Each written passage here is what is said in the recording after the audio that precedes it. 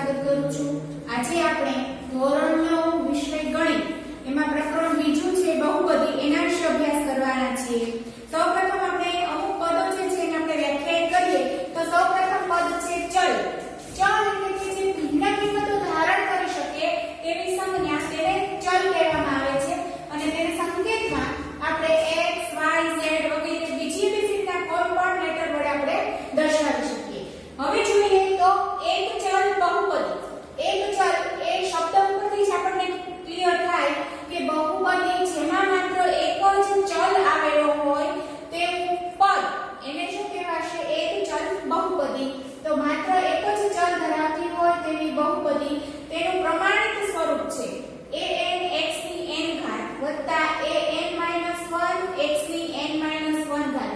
ક્રમશઃ ઘાત ઘટતી જશે, અંતિમ બે પદ આવશે a1x વત્તા a0। હવે અહીંયા an a1 a0 આ દરેક શું દર્શાવે છે? ચલ x ની i ઘાતના સહગુણકો। અને આ બહુપદી માટે આપણે સંકેત છે, આ બહુપદી x માં બહુપદી છે એને સંકેતમાં આપણે દર્શાવશું p of x। p એટલે કે પોલીનોમિયલ, પોલીનોમિયલ of x એટલે કે p of x બહુપદીને સંકેતમાં p of x વડે દર્શાવાય। હવે અહીંયા મિત્રો જો બહુપદી y માં આપેલી હોય તો એને તમે p of y સંકેતથી દર્શાવી શકો, બહુપદી t માં આપેલી હોય તો p of t સંકેત વડે દર્શાવી શકો। જે ચલ આપેલો હોય તેના આધારે તેનું સાંકેતિક સ્વરૂપ છે એ ફરશે। હવે બહુપદીની ઘાતની વાત કરીએ તો બહુપદી જ્યારે પ્રમાણિત સ્વરૂપમાં હોય ત્યારે તેનું પ્રથમ પદ એટલે કે તેનું અગ્રપદ છે એના ચલનો ઘાતાંક એને શું કહેવાશે? બહુપદીની ઘાત। આપણે ઉદાહરણ લઈએ તો દાખલા તરીકે એક બહુપદી હું લખું છું અહીંયા x2 4x નો ઘન x 1। હવે જુઓ મિત્રો અહીંયા x ની જે ઘાત છે એ તમે જુઓ તો એ યોગ્ય ક્રમમાં નથી, માટે સૌપ્રથમ આ ઘાતને જે છે એ ઉતરતા ક્રમમાં ગોઠવવાની છે। તો આ બહુપદીને આપણે લખી શકશું x માં બહુપદી છે એટલે p of x લઈએ, ઘાતના ઉતરતા ક્રમમાં મહત્તમ ઘાત કેટલી છે? 3। તો 4x નો ઘન પછી x નો વર્ગ તો વત્તા x નો વર્ગ પછી એક ઘાત વાળું પદ એટલે કે x વત્તા 1। હવે મહત્તમ ઘાત અહીંયા કેટલી છે? 3। તો આ જે બહુપદી છે એના ચલનો ઘાતાંક 3 છે એટલે બહુપદી છે એ ત્રિઘાત બહુપદી આપણે કહીશું। હવે બહુપદીના ઘાતને આધારે મિત્રો અલગ અલગ પ્રકાર પડતા હોય છે। તો ઘાતને આધારે એના કેટલા પ્રકાર પડે છે? બહુપદીના ઘાતના આધારે પ્રકાર।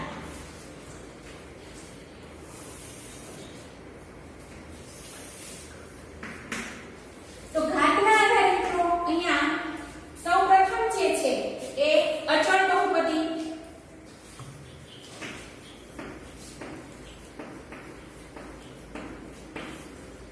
અચળ બહુપદી એટલે કે એમાં કોઈ ચલની જે ઘાત છે એ કેવી હશે? 0।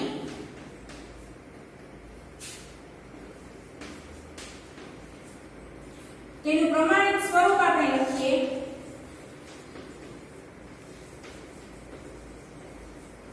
તો અચળ બહુપદી માટે પ્રમાણિત સ્વરૂપ છે p of x બરાબર k, જ્યાં k છે એ શૂન્યેતર વાસ્તવિક સંખ્યા દર્શાવે છે।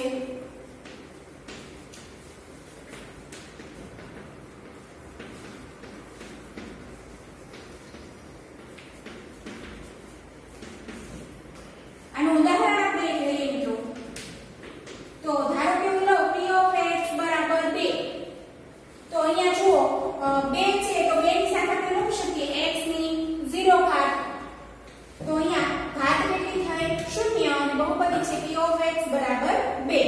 હવે જો એક ઘાત હોય, બહુપદીની ઘાત 1 હોય તો તેને કહેવાશે એક ઘાત અથવા તો સુરેખ બહુપદી। આ સુરેખ બહુપદી છે એની ઘાત કેટલી હોય? 1। તેનું પ્રમાણિત સ્વરૂપ જો આપણે આપણે લખીએ તો p of x બરાબર ax b, જ્યાં a શૂન્ય નથી અને a અને b બંને વાસ્તવિક સંખ્યાઓ દર્શાવે છે.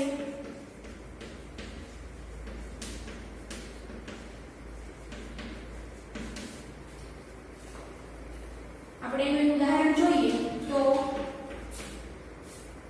p of x બરાબર 2x 3. જો મિત્રો એક ઘાત બહુપદી અને સુરેખ બહુપદી કે છે એનું કારણ શું છે તો કે એક ઘાત બહુપદીનો જો તમે આલેખ દોરો, આપણે આટલા ધોરણમાં આલેખ પ્રકરણ ભણી ગયા છીએ, આલેખ આનો જો આપણે દોરીએ તો એનો આલેખ આપણને મળશે સુરેખા.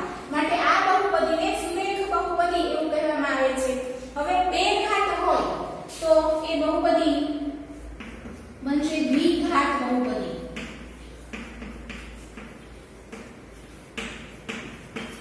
દ્વિઘાત બહુપદીની ઘાત કેટલી હોય? 2. એનું પ્રમાણિત સ્વરૂપ જો આપણે લખીએ તો p of x બરાબર ax² bx c, જ્યાં a શૂન્ય નથી, a b અને c ત્રણેય કેવી સંખ્યાઓ છે? વાસ્તવિક સંખ્યા છે.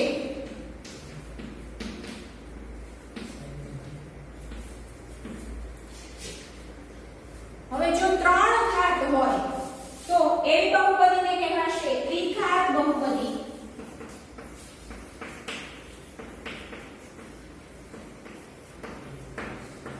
ત્રિઘાત બહુપદી એની ઘાત કેટલી હોય? 3.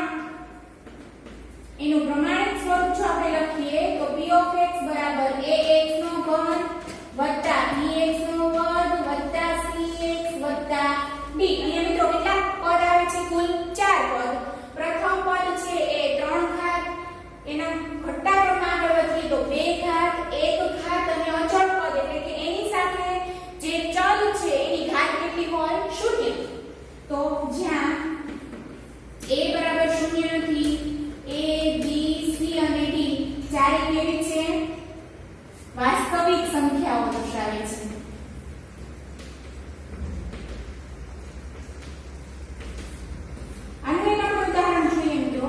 તો એ ઉદાહરણ મળશે આપણને p of x બરાબર x3 x2 x. ત્રણ ઘાતનું દ્વિઘાતનું સ્વરૂપ ઉદાહરણ આપણે જોઈએ તો એ થશે p of x બરાબર x2 x 1. તો આપણે અહીંયા કુલ બહુપદીના ઘાતના આધારે જો પ્રકાર જોઈએ તો 4 પ્રકાર પડે છે. એક અચળ બહુપદી. અચળ બહુપદી એટલે કે એની ઘાત કેવી હોય? 0. અને તેનું પ્રમાણિત સ્વરૂપ છે p of x બરાબર k, જ્યાં k શૂન્યેતર વાસ્તવિક સંખ્યા છે. હવે કોઈને પ્રશ્ન થાય કે અહીંયા k બરાબર જો 0 લઈએ તો અહીંયા p of x બરાબર જો 0 હોય તો એવી બહુપદીને શૂન્ય બહુપદી કહેવાય. ઘણી વખત તમને પરીક્ષામાં MCQ માં કે ઓબ્જેક્ટિવ માં પૂછાય કે શૂન્ય બહુપદી જણાવો તો p of x બરાબર 0 એટલે એવી બહુપદીને કેવી બહુપદી કહેવાશે? શૂન્ય બહુપદી. હવે એક ઘાત અથવા તો સુરેખ બહુપદી. તો જે બહુપદીની ઘાત 1 હોય તેવી બહુપદી એટલે એક ઘાત અથવા સુરેખ બહુપદી. તેનું પ્રમાણિત સ્વરૂપ છે p of x બરાબર ax b, જ્યાં a શૂન્ય નથી અને a અને b બંને વાસ્તવિક સંખ્યાઓ દર્શાવે છે. પછી જોઈએ દ્વિઘાત બહુપદી. હવે અહીંયા નામમાં અર્થ સ્પષ્ટ થાય છે. દ્વિઘાત એટલે કે બે ઘાત. એટલે દ્વિઘાત બહુપદી છે એની ઘાત કેટલી હોય? 2. અને એનું પ્રમાણિત સ્વરૂપ છે ax² bx c, જ્યાં a શૂન્ય નથી, a b અને c ત્રણેય વાસ્તવિક સંખ્યાઓ દર્શાવે છે. પછી છે ત્રિઘાત બહુપદી. તો ત્રિઘાત બહુપદી છે એમાં ઘાત કેટલી હશે મિત્રો? 3. અને તેનું પ્રમાણિત સ્વરૂપ જો આપણે જોઈએ તો એ મળશે p of x બરાબર ax² bx² cx d, જ્યાં a શૂન્ય નથી, a b c અને d ચારે વાસ્તવિક સંખ્યાઓ દર્શાવે છે. હવે આના લઈને ઘાતના આધારે પ્રકાર અહીંયા તમારા અભ્યાસક્રમ પ્રમાણે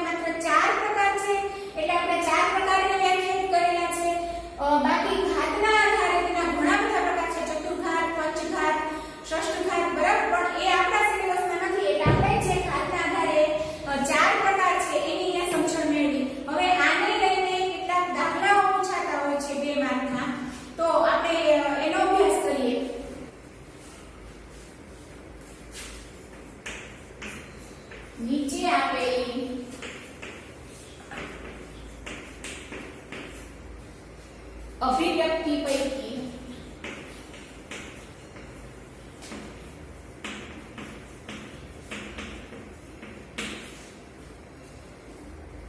કઈ બહુપદી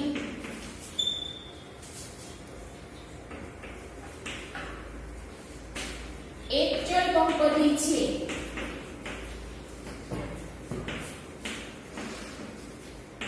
અને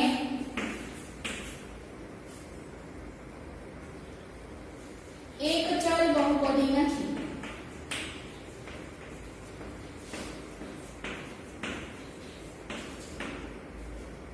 તમારા જવાબ માટે કારણ આપો.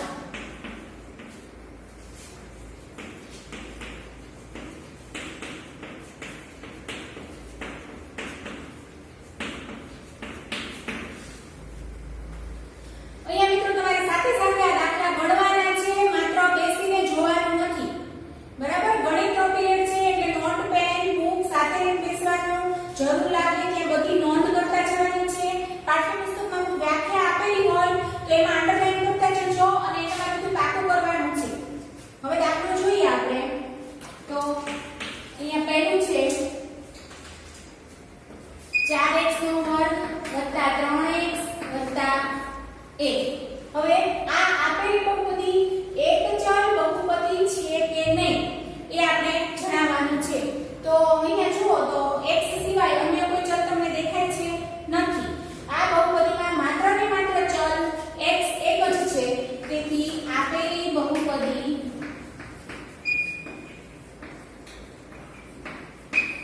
એક ચલ બહુપદી છે. હવે આના માટે આપણે કારણ નોંધવાનું છે, કારણ કે એનો ઘાતાંક જે છે એને આપણે ધ્યાનમાં લઈશું. તો મહત્તમ ઘાતાંક અહીંયા કેટલો છે? 2. બે સંખ્યા કેવી છે? પૂર્ણ સંખ્યા. તો કારણ કે અહીં x નો ઘાતાંક 2 છે જે પૂર્ણ સંખ્યા છે. એટલે આપેલી બહુપદી છે એ x માં એક ચલ બહુપદી છે. બીજો એક દાખલો લઈએ આપણે. 3√t વત્તા 5. હવે અહીંયા જુઓ મિત્રો, ચલ કેટલા છે? માત્ર એક જ. પણ આપેલી બહુપદી જે છે એ એક ચલ બહુપદી નથી. એનું કારણ શું? તો કે t નો જે ઘાત છે એ કેટલો થશે? 1/2. અને 1/2 છે એ પૂર્ણ સંખ્યા નથી. તો આપણે લખીએ આપેલી બહુપદી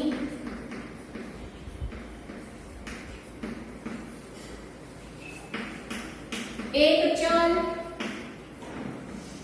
બહુપદી નથી. કારણ કે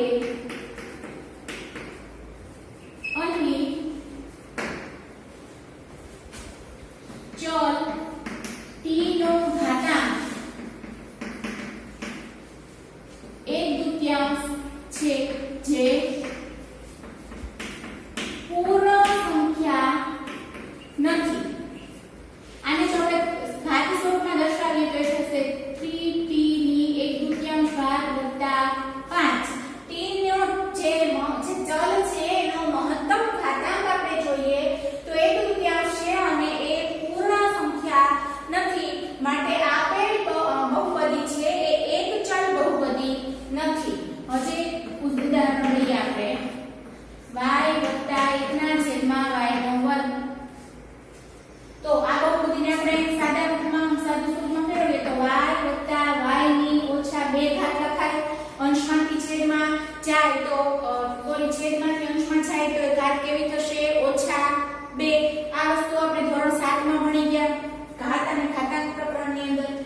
તો હવે અહીંયા જુઓ તો બહુપદી y ના બહુપદી છે, પરંતુ y નો જે ઘાતાંક છે એ કેવો છે? ઓછા 2. એટલે કે તે પૂર્ણ સંખ્યા નથી. માટે આ બહુપદી છે એ એક ચલ બહુપદી નથી. આપેલ બહુપદી એક ચલ બહુપદી નથી. કારણ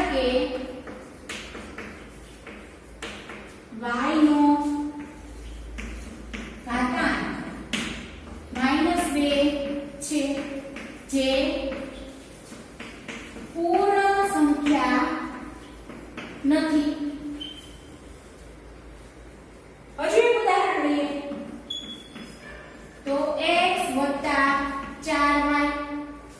તો જો મિત્રો અહીંયા ચલ કેટલા છે? 2 x અને y. તો બે ચલ છે એનો મતલબ કે આ બહુપદી છે એ એક ચલ બહુપદી નથી. અહીં x અને y બે ચલ અસ્તિત્વ ધરાવે છે માટે આપેલ બહુપદી એક ચલ બહુપદી નથી. આપણે મિત્રો અલગ અલગ 4 ઉદાહરણ જોયા કે જેના આધારે આપણે નક્કી કર્યું કે આપેલી બહુપદી એક ચલ બહુપદી છે કે એક ચલ બહુપદી નથી અને એનું કારણ જોયું. આવો જ દાખલો તમે સ્વાધ્યાય 2.1 ની અંદર દાખલા નંબર 1 આપેલો છે. બરાબર, એ દાખલા તમારે હોમવર્કમાં જાતે ગણવાના છે. હવે એક અન્ય દાખલો લઈએ. x વર્ગનો સહગુણક શોધો. દાખલા નંબર 2 આપેલી બહુપદીમાં x વર્ગનો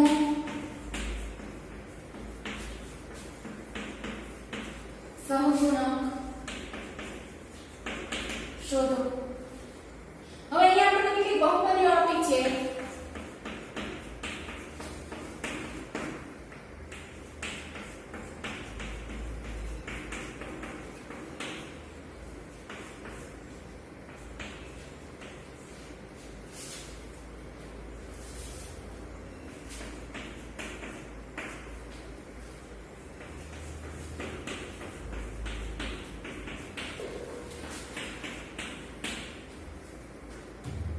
આમાં પણ આપણે 4 ઉદાહરણો જોઈએ. તો અહીંયા પહેલી જે બહુપદી છે, પહેલું ઉદાહરણ જે છે x2 + ax + 1.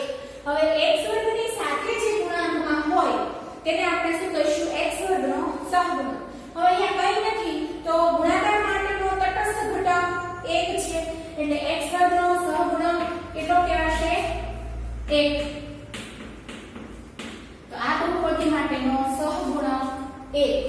હવે બીજી બહુપદી જો આપણે લઈએ તો 4x2 + 5x. હવે અહીંયા x વર્ગની સાથે સહગુણક 4 છે તો આ બહુપદી માટે x વર્ગનો સહગુણક 4. ત્રીજું ઉદાહરણ જુઓ તો 5x2 + 1. x વર્ગની સાથે ગુણાંકમાં કયો અંક છે? 5. તો અહીંયા 5 છે એ આ બહુપદીનો સહગુણક થયો. છેલ્લી બહુપદી જોઈએ તો 5x2 + 6x + 7. x વર્ગનો સહગુણક 5 એટલે આ બહુપદી માટેનો સહગુણક થશે 5. મિત્રો આ સહગુણક શોધવાનો દાખલો છે એ તમને ખાલી જગ્યામાં ઓબ્જેક્ટિવમાં પણ પૂછાઈ શકે કે x વર્ગનો સહગુણક અને અહીંયા આપણે x વર્ગનો સહગુણક શોધ્યો. આવી જ રીતે તમને દ્વિઘાત બહુપદી આપે અને x ઘનનો સહગુણક જો શોધવાનો છે તો એ પણ તમને આવડે. આપણે જોઈએ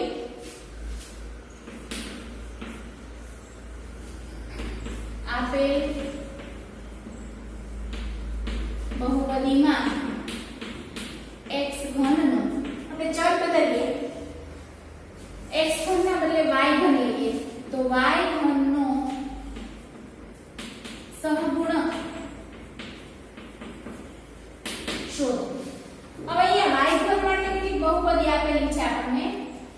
5y નો ઘન + 5y વર્ગ + 6y + 1.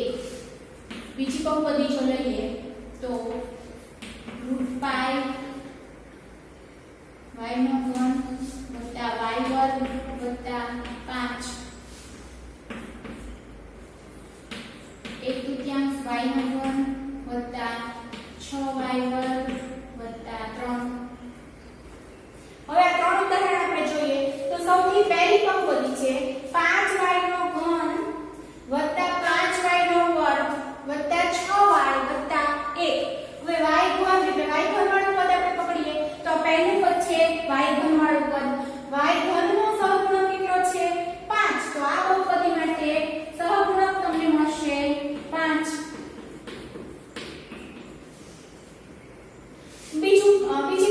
જુઓ તો રૂટ પાઈ y નો ઘન વત્તા y નો વર્ગ વત્તા 5 y ઘન વાળી બહુપદી પકડો એમાં y ઘન નો સહગુણક છે એ કેટલો છે રૂટ પાઈ તો આ બહુપદી માટેનો સહગુણક થશે રૂટ પાઈ ત્રીજું પદ છે એમાં એનો સહગુણક છે 1/3 એટલે y ઘન નો સહગુણક 1/3 મળે તો છેલ્લી બહુપદી માટે સહગુણક આપણને મળ્યો 1/2 મિત્રો આ રીતે કોઈ પણ ચલ આપેલો હોય એમાં જે બહુપદીનો જે ચલનો ઘાત છે એ તમારે જોઈ લેવાનો અને એ ચલના ઘાતવાળું પદ પકડી લેવાનું અને એ પદની સાથે જે ગુણાંકમાં હોય એ આપણો સહગુણક થયો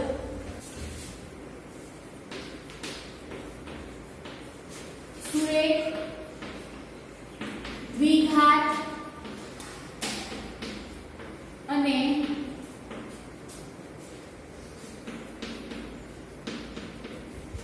ત્રિઘાત બહુપદીમાં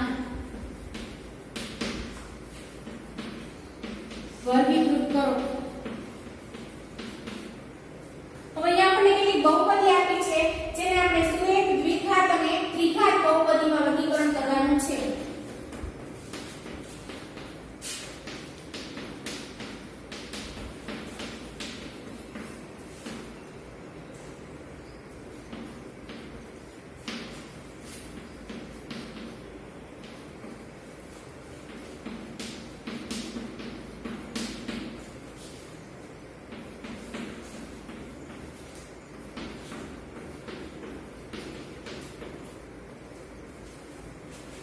હવે સૌપ્રથમ આપણે કોષ્ટક બનાવી દઈએ તો સુરેખ બહુપદી